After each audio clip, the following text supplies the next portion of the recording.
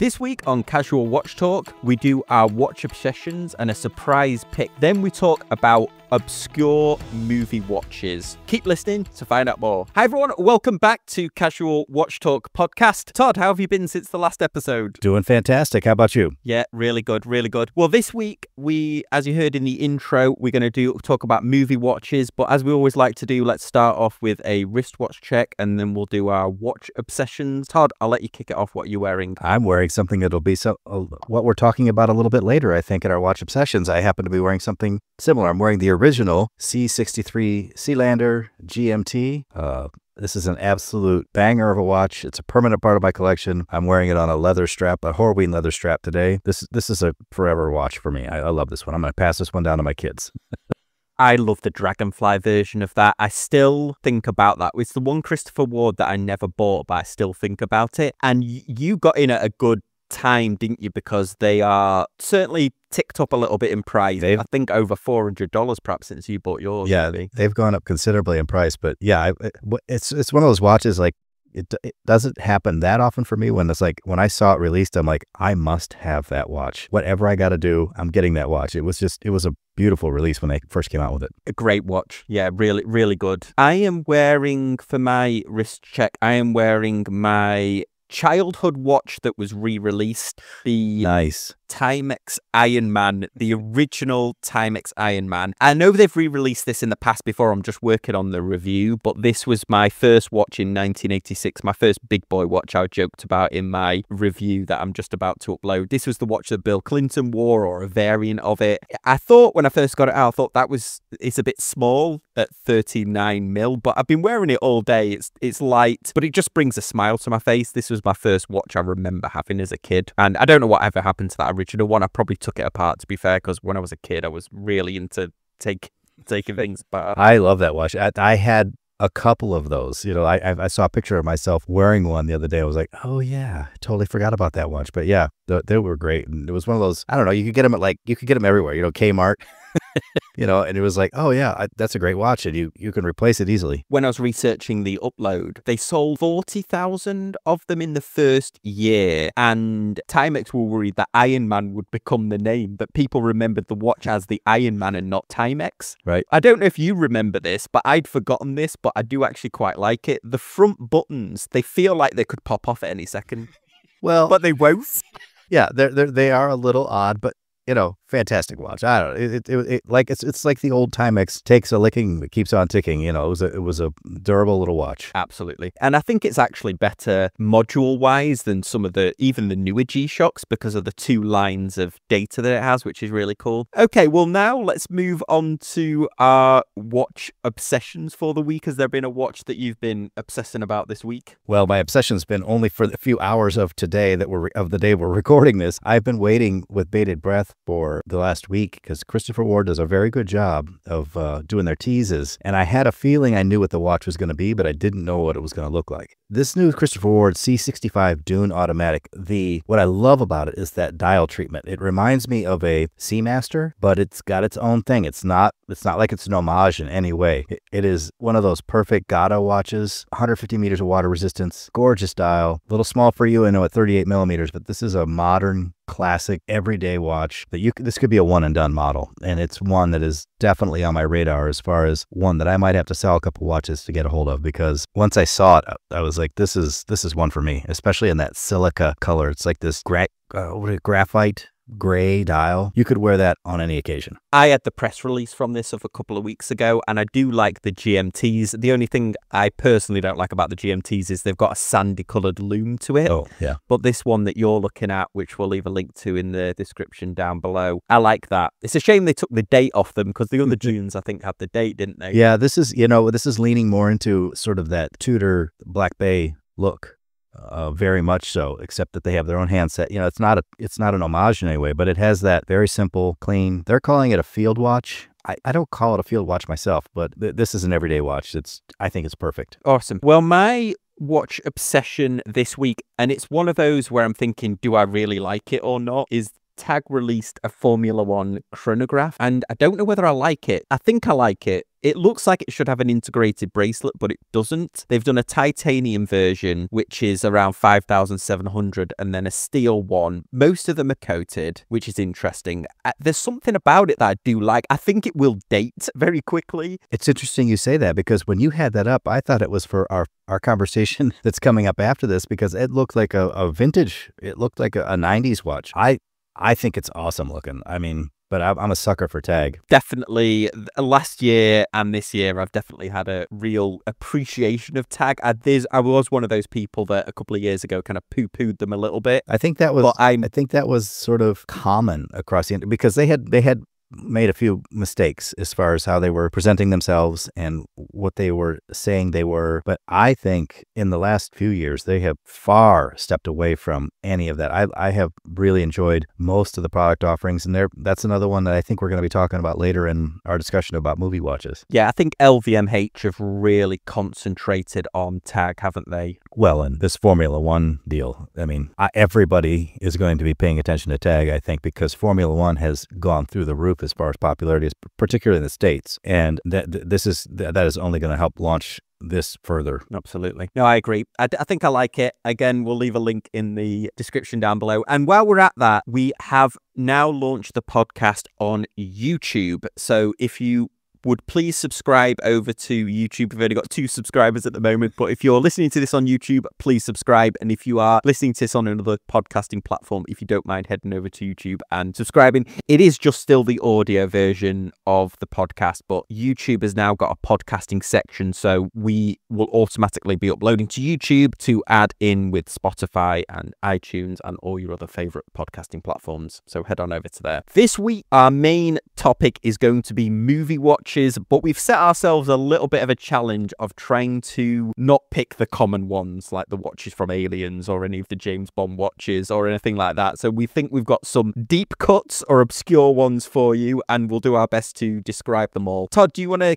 kick it off with one of your first choices? Yeah, for sure. And this is a watch. I had to do a deep dive. I was watching. You love it or hate it. Look, I enjoy the Jurassic movies. Some of them are terrible. Some of them are great. Some of them are just Saturday morning popcorn type movies. And this was one of them, Jurassic World with Chris Pratt. But one of the characters on it, and I can't remember, is it Vincent D'Onofrio, I think is his name. He was wearing this watch, and I kept trying to what is that watch he's wearing? What is he wearing? Because it was very handsome. It had a very good look, and I thought it was like an Omega or something. I couldn't quite tell from the angles. And then I looked online, and it's this Artix GT chronograph from Oris, which I didn't even know they made. And it is a very good looking watch. I love everything about it. I love the power reserve indicator there at the 9 o'clock. I do like a stacked 2-register dial like that. And in the movie, he had it on a leather strap, and it just looked awesome. And this is a very cool watch. It's not cheap, but it's a very cool watch. This is the first time I've ever seen this. So it's a round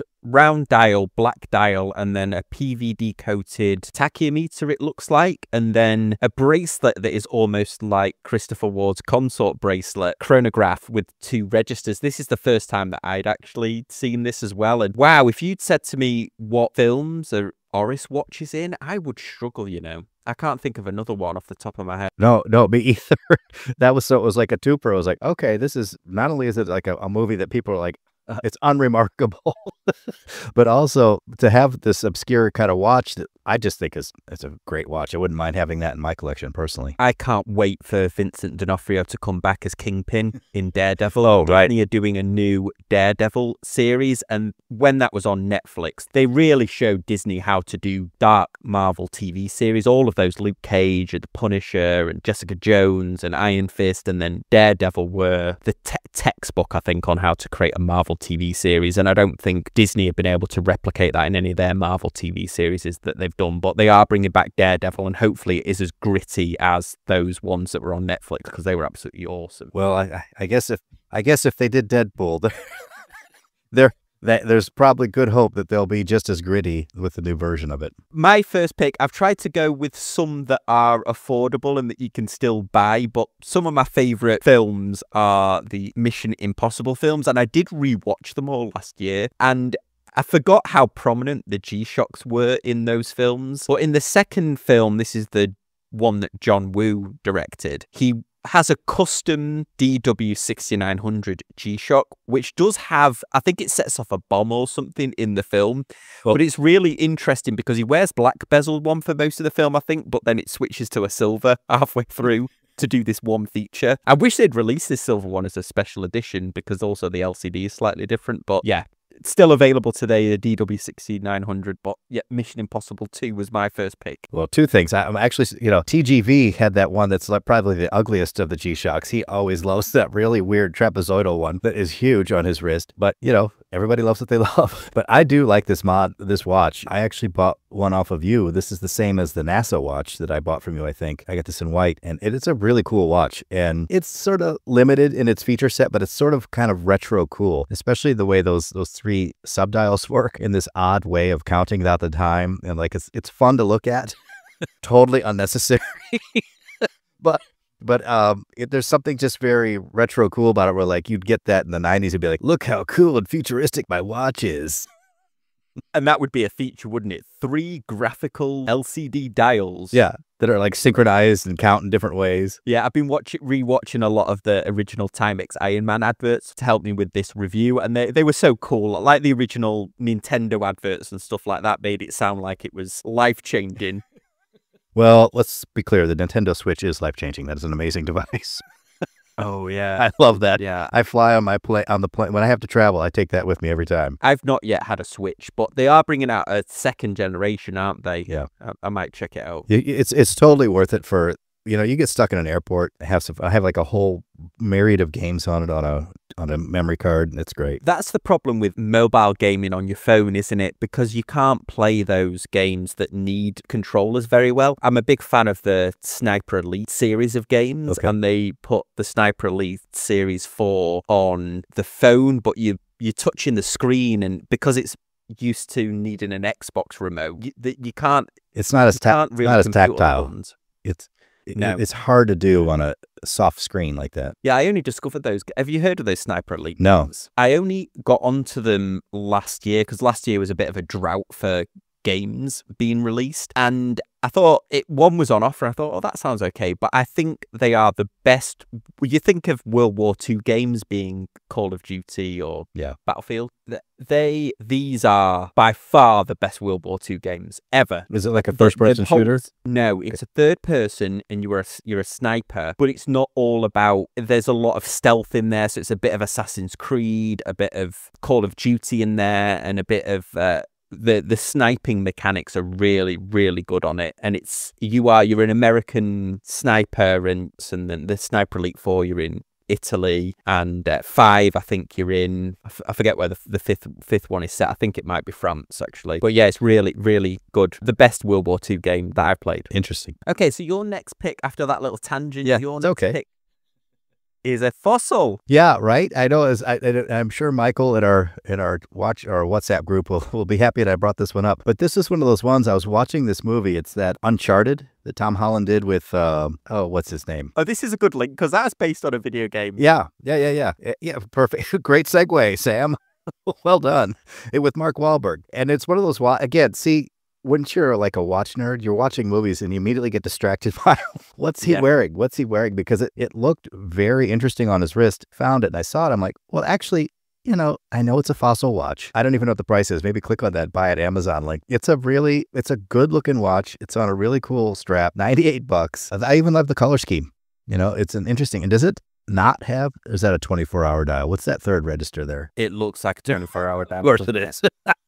Sam's Bane. Yeah. Yeah. Do you know what's really interesting about this watch is if anybody just searches for Fossil watch on Amazon, this watch will come up. It's a Bund style watch with a brown rehaut that looks almost as if it's wood, but it isn't. Ben over at Ben's Watch Club reviewed this because I think this is perhaps the most highly reviewed watch on Amazon. There's something quirky about it. Really? Where it's the most highly reviewed watch, but no watch reviewer really reviews it. But he did one, and I think it's still one of his best performing videos of how this little known Fossil watch somehow became an Amazon bestseller, because this has got nearly 11,000 reviews on Amazon, which is absolutely wild. I wonder if that success could be tied to the movie, if this was organic just with the watch. This watch has been out years. Yeah, way before the film. I wouldn't be surprised if it's in the film because of unless it was in the video game, but Uncharted was on PlayStation, so I never, I've always had Xbox, but I think this watch has been out for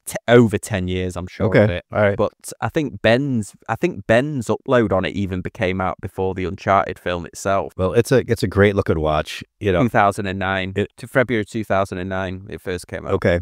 I mean, it'll go with any outfit. It's more of a casual watch because of that bone strap, and the quality of that strap looks dubious in the pictures, but the watch is cool looking. Awesome. Great pick. And again, we'll leave these picks in the description down below. Next up for me, another obscure one, but this watch just did get re-released, and this is the Chrono Sport C Quartz, but not the one from Magnum PI, although I did have that one, but I wanted to use the Annie Digi one from Rambo 3. This is a dive style watch in a case. It looks a little bit like a CWC watch or one of the early Hoya watches, but Momentum Watches, who they bought the Chrono Sport name, or the family who owned the Chrono Sport name span off and made Momentum watches. They re-released this watch in its true Annie Digi last year, and there's just something really 80s retro cool about it, I think. Oh yeah, no, you'll get no argument here. I mean, that's a solid, good looking watch. The only problem I would have is at the price point they're at. I'm going, well, I think I still might go for the Arnie, which is the same vibe and era. Very cool looking watch. Yeah, I reviewed the Magnum PI one, and it was good. It had a little bit of quirk. The QC was a little bit janky. The QC on it,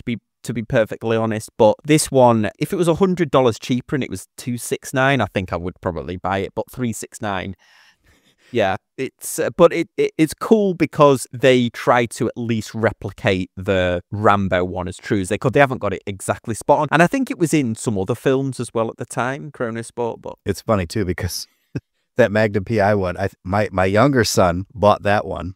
I don't know if it was because of your review, but he saw that watch and loved it. And he also started growing a mustache right afterward. And he still has the watch and the mustache, which just makes me laugh. Well, on the pre-order, I missed it because I pre-ordered it. But then later on, I think the second pre-order, they actually sent you a Hawaiian shirt with it as well. So I missed out getting the Hawaiian shirt. Perfect. Yeah, they did. That was a bit of fun. But they've obviously, because nobody really talked about Momentum watches before. They made ones that looked a bit like Hamilton khaki field watches, but this was their real a big hit for them. Yeah, and this is a great looking watch. Like, I wonder how durable it is, if it's like really like, because there's a watch coming up in one of my choices that always escapes me as well. And then your next one, the Omega Seamaster 1948. Yeah, now this is one, I know weren't going to do James Bond. And it's not James Bond, but it is Daniel Craig, and he is an Omega ambassador. But when I saw this one in the movie, I saw this one, I can't remember which came first, the movie or the watch, but whenever I first saw this watch, because I'm a sucker for the look of a vintage watch. I don't necessarily own many vintage watches because they're so delicate, they make me nervous. But boy, to have a modern quality Omega that looks like a vintage watch, this is hitting on all cylinders for me. With that small seconds, the treatment of the case is beautiful. It's one of those watches where when he's wearing it through the movie, it's always got that little, I mean, it's subtle, but it's always got a little bit of flash that catches your eye. And I just love that sort of monochromatic, the silver dial and the silver hands. And just, that's a beautiful watch in my opinion. It is not a entry-level watch by any stretch of the imagination, but it's a great looking watch. Yeah, so this is Daniel Craig when he was acting in The Glass Onion. I forgot to mention that part, yeah. The Knives Out mystery, yeah. It's the Omega Seamaster 1948, and so that's one I wish I could own. I like that one. I've seen this in person. It's really nice. It's got that classic design, but it's more of a modern size than the ones from 1948. Silver dial with silver indices with the 12, 3, and 9 as numbers. Yeah, really good looking watch, but it's got all of it's like one of those retro revival cars, isn't it, where they put a modern engine in a vintage car. This has got the coaxial movement in it. I've seen this watch in person and it is spectacular, but you're right, at nearly $7,000, it is a little bit... It's a little punchy, but I wonder too, like I didn't really look deep into the specs, but again, I would venture that this is going to have better water resistance than, a vintage piece for sure. Something you could wear probably every day and not have to worry about it. Okay, my next one coming up here is... Well, I know we weren't going to do James Bond, but I did do Bourne. And I know we mentioned it on a live stream recently, but I don't think many people associate this watch with the Bourne films unless you're a watch person, but this, in all three of the original Bourne films, the Bourne trilogy, Jason Bourne wore the Tag Heuer chronograph, but the thing that was distinctive about it was it had that link bracelet, which I think they've brought back sort of. There is a I think a limited edition that has this, but if anybody remembers Tag from the 80s and 90s, this link bracelet was quite something, and it is iconic in the film because it features quite prominently in a few scenes. There's just something very 80s retro cool about this one for me. Oh, the bracelet. Yeah, it's one of those ones that kind of looks like dragon scales almost. You know, it's not a normal. It's going to be very specific to that watch.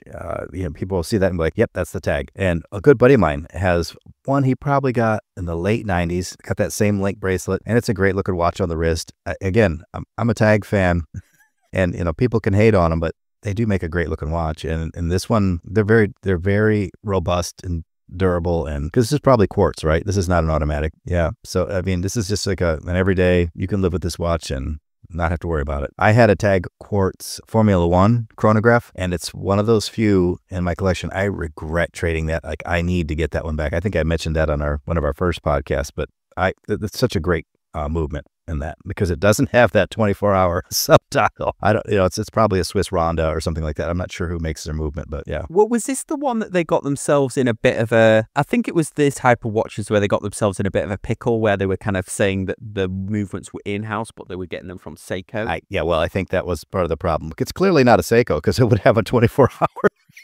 That's the subdial.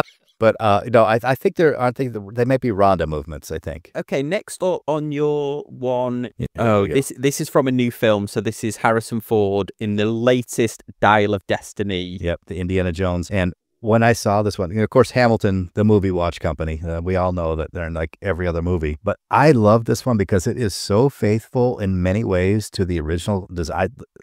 I think I owned one like this, or I can't remember who had, and I love this style of it's like a tonneau case, not quite like a Cartier. It's got those rounded edges, but it's more rectangular with the small seconds. The only thing I think I don't love about this watch is on the profile, it's quite thick, and that would not be what a vintage watch would look like. It's like, I don't understand. I think we've talked about this on the live stream, and I think Nicholas helped explain it, but I don't understand how back when they were first making watches, they were so slim and so small, and how we can't seem to build a movement that will fit in a small case anymore. But like this would be great if it were like a 10 millimeter or under. But I think I want to say it's about 12.5 or 13 millimeters thick. It's sort of a beefy side profile when you see it. It doesn't make sense, but boy, is that a good looking watch. It has a lot of vintage vibes. So it's the sort of tonneau case or maybe a tankish style case as well, with small seconds with the actual numbers. So it looks a little bit like a Cartier tank just to reference it, but it looks very much like the vintage Hamiltons they did. What did you think of the film? It was okay. I didn't like, that's one of those ones where you're like, I love the era that we're in where we can stream things where you go like, well, when I watch it for free, it's a great film. If I had paid $30 to see it at the theater with my wife, I'd be like, it's okay. I'm the same, or I'm a big Indiana Jones fan, so I was following a lot of the creative turmoil, to put it lightly, about what was happening around this film. And I think the final cut that came out was definitely chopped up and moved around, and they did a lot of reshoots because the original ending, and I won't spoil the ending if nobody's seen the Dial of Destiny, Indiana Jones, but the original ending was not actually how the film was supposed to end, but that was a good thing.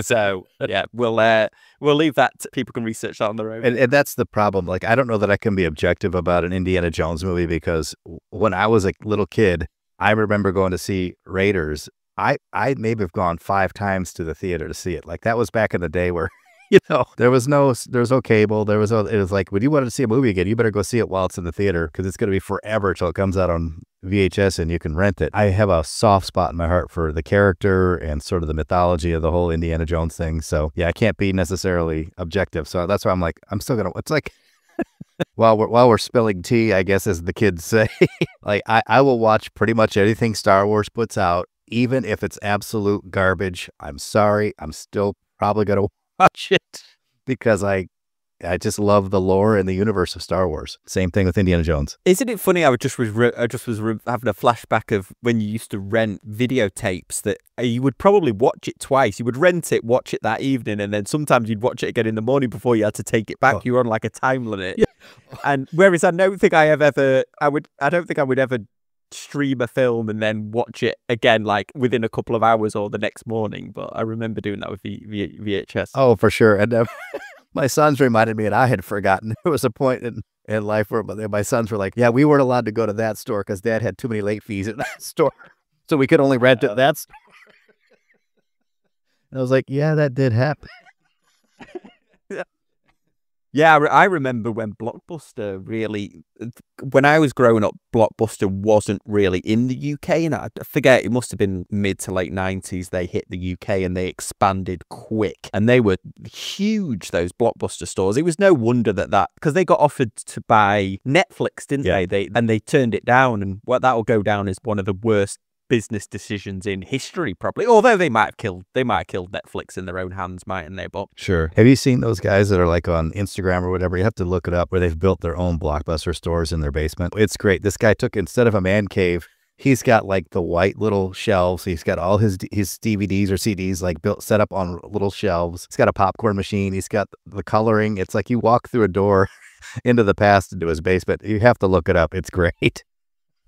I've got a colleague actually, and she lives in Bend, Oregon, which I think is, I don't know if it's shut down now, but for a long time that was the last Blockbuster. That's right. I remember reading stories about that one, yeah. Okay, next up on my list, I had to go with a Casio. So this is a really deep cut. So this is a Casio A201. It's a square Casio, but what was interesting about this one is that when the alarm went off on it, it was almost an umbrella pattern on the screen. It had an animation for the alarm. I don't know if you've ever seen one of these. It was in a film, so there was, I don't know if many people remember this, there was, and I guess perhaps history wouldn't look fondly, well, maybe with modern eyes, the premise might be a bit odd now, but essentially it was Eddie Murphy when he was I don't know if it was before Beverly Hills Cop or slightly after. It was Eddie Murphy and then Nick Nolte buddy cop film called 48 Hours. Did you ever see it? Oh yeah, that's way back in the day. Yeah, that was very early. Like he might have still been on Saturday Night Live when they made that one. Yeah, and I forget, was he like an ex-con or something in it? Eddie Murphy. It had some dubious. Yeah, wasn't that the one where he's singing Roxanne in the jail cell by himself? Roxanne. He was brought out because there was some connection to the criminal. Nick Nolte was using them to get information, on the bad guys, and he was still not technically out of jail. He was just helping with the case because he had the intimate information or something. And this was before Beverly Hills Cop. I was just having a quick look. And also this watch featured in Blue Thunder with Roy Schneider, which I don't think I remembered that, but from the poster it looks like it was the precursor to Airwolf or something. It was like, I think that was he was like a special cop, and he had this special helicopter that was how he patrolled the city in this thing. And I believe I remember that was like forever ago, but that's what I remember of it. It was like a detective, and he had his helicopter was the way he solved crime, like Knight Rider. Look that up. That sounds right up my street. I'm gonna have to look that up. Yeah. I was watching a great YouTube again, just to go off on a tangent. When I grew up, when I was a kid, we lived for a couple of years in New Zealand, and this was New Zealand in the 90s, where there was only 3 TV shows, and you would get some of these American action TV series, but that weren't really doing well in other parts of the world, but New Zealand would buy them. And one of them was, I don't know if you remember this, but there was a show called Viper, which was basically like a 3-season show just to promote the Dodge Viper. I don't remember that now that you say that. Now that I don't remember one that current. Imagine Knight Rider, but the car is a Dodge Viper, red Dodge Viper, but it would transform, and it would transform into basically an armored version of the Dodge Viper. I got to look this up because I don't even know if this might have been so bad it didn't even play on American TV, because I don't remember this. What was cool about it was the early days of CGI. So the car would transform in CGI, but this YouTube video that I watched went over the reason why you only ever saw it do it a handful of times. And apparently it was so expensive CGI this car that it would do. Remember back in the 80s and 90s where they would do it with like Superman, or like the Incredible Hulk was one where you wouldn't see him transform. He would get knocked out and go behind a crate, and then he'd appear out of the crate as the Hulk. Yeah. That's how they would do the car. He'd go through a bridge and then come out the other bridge, and it would be the transformed version. I forget the name of the transformed the version. It was like the Sentinel or something along those lines. Probably took a warehouse full of computers like 3 days to render it. Yes, yeah, one of those cool ones. And it was a stealth advert for Dodge. Sure. Obviously, we're paying to help have this promote. I want to go back and watch it now, but I don't think it's going to be... I think it will disappoint me. I don't think it's going to hold up. Just the description alone, I'm going, whoa, I don't even remember this show at all. Then your next pick, this is going a little bit more upmarket here. The Brigade from Ben Affleck's Batman versus Superman.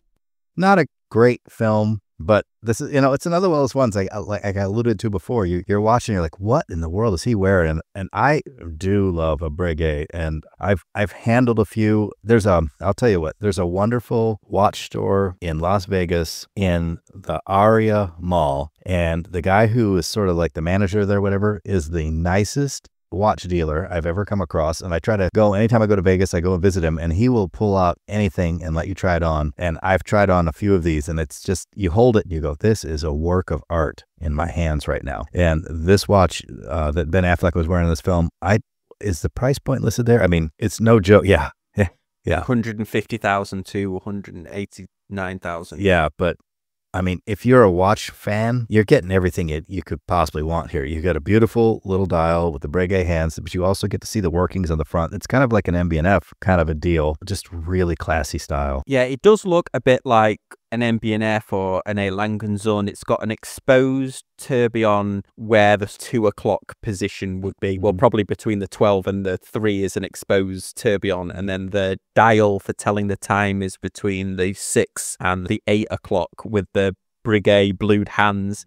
And then you can see the other, it's sort of skeletonized. You can see the barrels there. It's a really interesting watch. I don't think I remember. That film was so forgettable.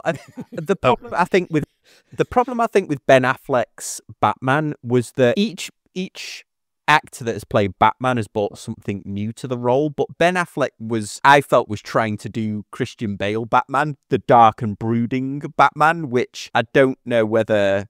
It didn't really work for me. Christian Bale probably would have been good. Although I did like Robert Pattinson, actually, when he did the Batman. I thought that was a really cool version. That one was cool. I still have a hard time. I think Christian Bale, and everybody's all over the place on it, because obviously Michael Keaton, set the standard. But Christian Bale, I think he did a great job, and he looked the part. That guy puts so much physically into his characters. He physically transforms himself. And, you're like, yeah, that guy could be Batman. And the darkness worked with him.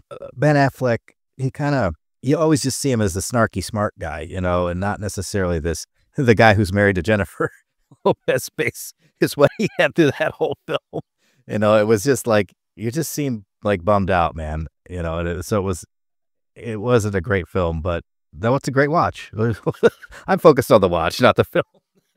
Absolutely.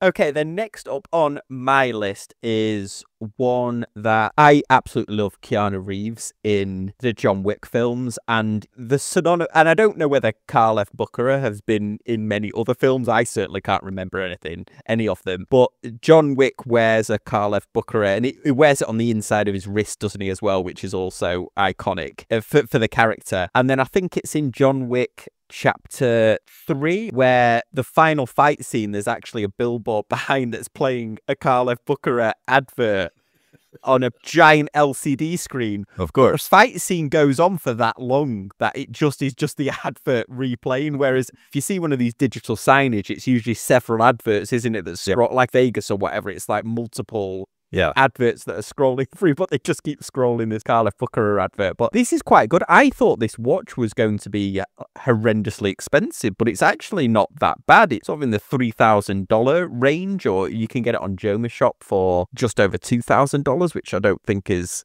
too bad, actually, especially to have such a, if you're a John Wick fan. The thing about that, like, this is one of those ones, and mine will fall to the same criticism as we're going to it. But like, you look at a watch like that and you go, there's no way it's going through what he's putting it through. Like that watch is that watch is dead. You know, he needs to wear a G-Shock. Let's be clear. But that is your classic. That's your dad's watch. You every day wear this watch, date, classic style. It's a winner all the way around. Yeah. Do you know what would make this watch really cool is if the strap was made out of that Kevlar that his seat's made out of in the film. Sure, have a bulletproof wrist. Yeah, have a bulletproof watch strap. I think you can. I know they definitely do make Kevlar watch straps, but his suit in that is almost indestructible, isn't it? You think even if the suit was bulletproof, the power of the bullets would still break his ribs. 100% would. That is the biggest farce in that movie. I can't remember what I've seen videos, you know, with ballistics tests where guys have bruises even wearing full on bulletproof vests. So that suit is you are broken ribs and on the ground, that you're not getting up after you've been shot 3 or 4 times in the chest. Because of those bulletproof vests are to try and just absorb the impact and then keep all of your organs together, aren't they? It's yeah, it's hilarious. The movie's like, isn't there a scene where he like just holds it up and shield? Yes, the jacket. Yeah, in the final one, yeah, it's just a shield. It's so great.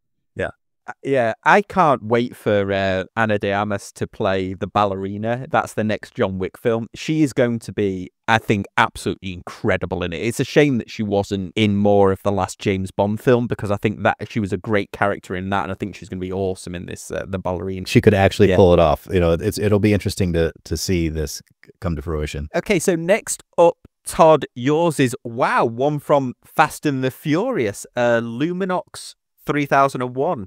Yeah, it's the Navy SEAL Luminox 3001. And, you know, they have appeared in a lot of movies. And I guess, you know, there's that part of me, it's probably the 80s kid in me, that macho bravado, like those always appear like on the tough guys or wearing the Luminox watches in the movies. And I've only tried a couple on. I think that's be a fun watch to own. They're a little pricey for what I think you're getting. You know, the movement isn't anything spectacular in them, but I think the newer ones, I don't think this one does. They have the tritium tubes, the whole bit, but they are good looking watches. They do seem to be on the wrist of back in the day, a lot of quote unquote operators, you know, so you get the sense that they're fairly durable watches and can take a beating. Kind of like what I like about them is, to me, they're like a G-Shock that's analog, and I kind of dig that aesthetic. I almost was tempted to buy one because my watchmaker here in town, he had this really cool all yellow one with a chronograph, and I was like, man, this is a good looking watch. You know, it was like black subdial chronograph. I didn't pull the trigger, but a Luminox has always kind of been on my radar, although they're not ones that I don't think I hear anybody in the watch collecting YouTube universe talking about. And I don't know why, because that brand has been around for a long time, and they have their own design aesthetic and they're not copying anybody. So I've reviewed 2 or 3 Luminox on the channel. One that I did it was one that was aimed at military. It was a Navy SEALs version, so I got TJ to join me, who was a naval aviator, and we did a collab review so he could give his military perspective on it. And then I reviewed one, which might be the reason why they've not sent me others, that I reviewed an all metal one, and it was big. I think it was 46 mil, but they were asking 800 for it. And then when I really did the review, it had the Ronda movement in it, that it wasn't even a top grade Ronda movement or top grade quartz Ronda movement. The movement was $20 worth and the watch was $800. And the level of finishing on that metal one, I didn't think it was worth the money. Although I have had several people comment on that video saying that they own them and really love them, which is cool. But I like these ones that are made out of, I think it's the same sort of polycarbonate that they make Glocks out of and things like that, or similar. Yeah, something like that. And that got the tritium tube. That would make sense. You know, I've never seen a metal one. Sorry, Sam, I didn't see that episode. I've never seen a metal one, but I don't know that I would. I like the look of the resin on these.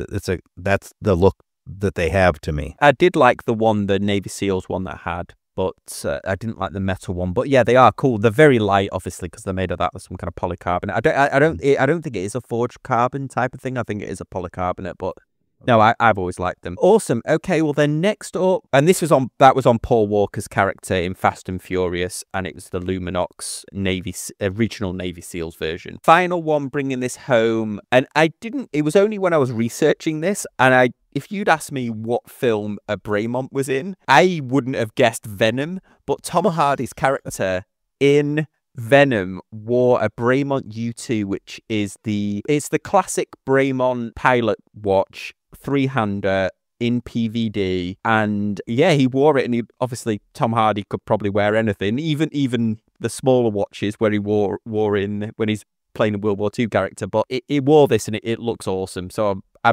couldn't name another film that a Braymont was in, but I think this looks really cool on Tom Hardy. Well, before you go away, hold on. I have a bonus because I had a Braymont too, believe it or not. If you had asked me before we started this podcast, I would have said, nope, you're right, Sam. I'd never seen a Braymont either. Except when I was preparing for this broadcast, I found a Braymont that I thought was great looking too.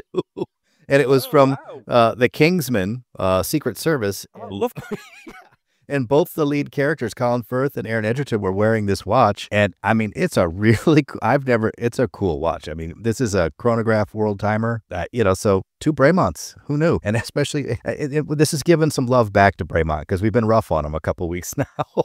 So here's some great looking Braymonts. A pair of them. I don't know if I'm even familiar with this Braymont. It's got a rose gold case it's a chronograph with 3 subdials, but arranged on the left-hand side of the watch. And then sort of has vertical, an inner rotating bezel. It's a world timer. Wow. Yeah. I mean, that's a cool watch. I don't know what the price point is on that. Oh, $24,000. So it's, it's punchy. But for those of you who buy watches in that price range, great looking watch. Okay, guys, well, those were our picks. We'll leave the links in the description down below. Todd, that was a great show. Thanks for coming up with those picks. No worries. That was a lot of fun. It was fun kind of trying to find watches, like you talked about, that everybody talks about the watches in movies, and we've all seen those lists. So hopefully the viewers or the listeners can let us know, have you ever heard of these in any of the descriptions? So people who have their picks for movie watches. Absolutely. Guys, thank you so much for listening, and we'll see you next week on Casual Watch Talk podcast. See ya.